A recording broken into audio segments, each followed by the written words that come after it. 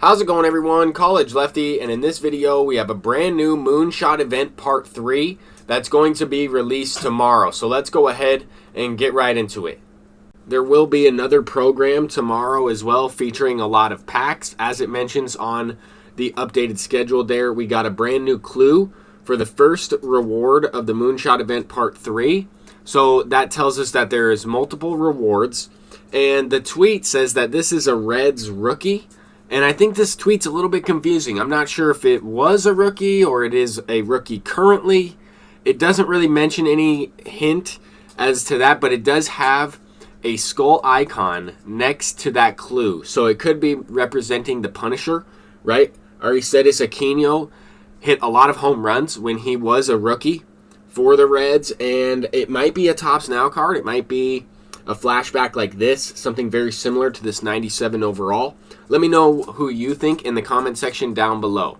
I'll include a couple other options, just players that I think it might be, just Reds players that don't necessarily have a card, and other players that are from a Red team. Jonathan India is a potential option, but I would think we would see some hair coming out of his helmet in that silhouette picture. I think it looks more like Aristides Aquino. Jonathan India obviously won the Rookie of the Year last year, and I looked up Reds players that were Rookie of the Year candidates or were Rookie of the Year winners. And I know we already have a rookie Barry Larkin card. Some people might think it might be Rhys Hoskins, but I'm almost positive that's great All-American ballpark in the Reds' home stadium. It could be George Foster. I don't know if he's in the game. I think he would be.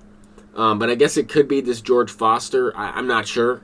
Might be too good of a card. I would like to see a Mickey Mantle card. Maybe, hopefully for that second reward.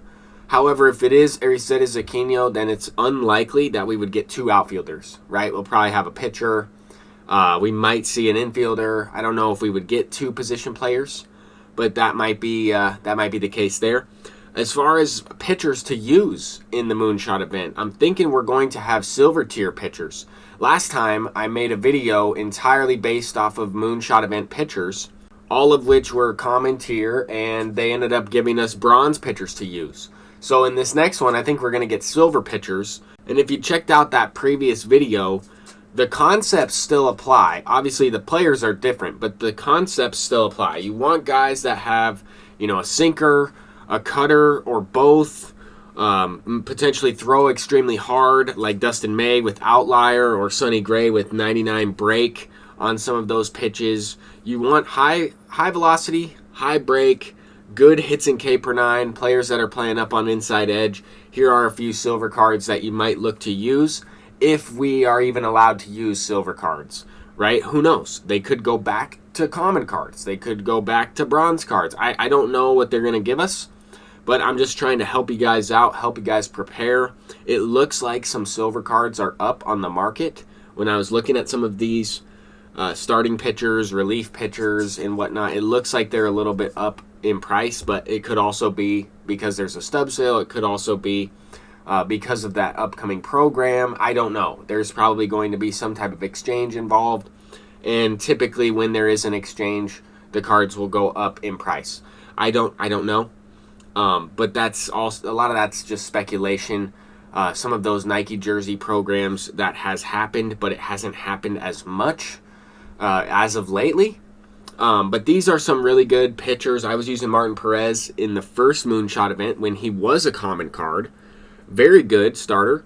And then he got upgraded to a bronze. I used him a little bit in that event, I'm pretty sure. And then now he's a silver. So we're using Martin Perez in all of the Moonshot events. Devin Williams, even if he's playing down on inside edge, is a really good card because he has a 99 break on all 4 of his secondary pitches. At least the face of the franchise card does. I'm assuming the live series does as well. Kendall Graveman, really good relief pitcher, kind of changes motion. He's not as good as he was, but still really effective.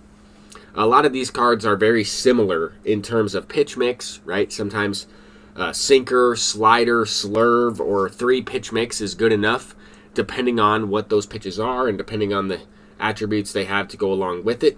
If you want to look for a pitcher that doesn't have some of those meta pitches, I would recommend this guy, Giovanni Gallegos. Definitely will be playing up on inside edge for the most part. Aaron Loop is another one. has both, right? The meta pitches and is playing up on inside edge. Pretty solid all around. I'm going to include some gameplay in this video, but I've been spending the last 2 days really grinding some creative players.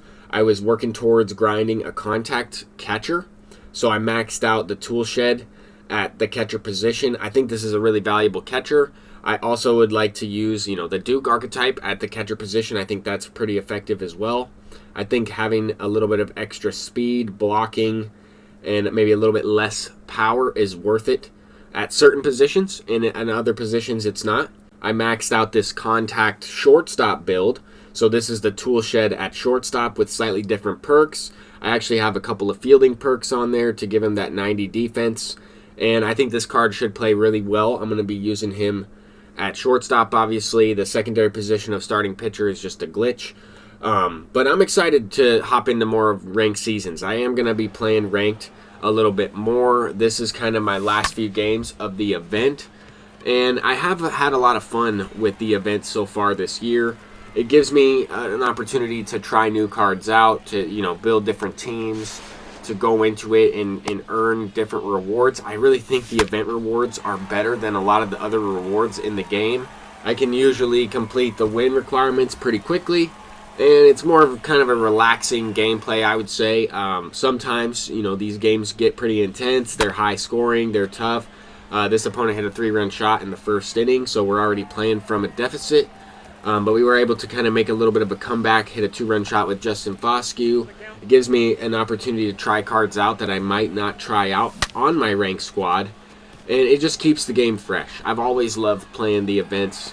I can remember when the event in MLB The Show 17 was more like a Battle Royale type of thing, where you could go 12-0 and earn some pretty good rewards. I remember there was a 92 or a 93 overall Luis Tiant card in the event, and the event was, those rewards were some of the better cards in the game, along with the Battle Royale rewards. Now they've kind of adjusted those programs. I like the way they've gone with it, but it definitely allows a lot of the player base to get the cards in a lot easier.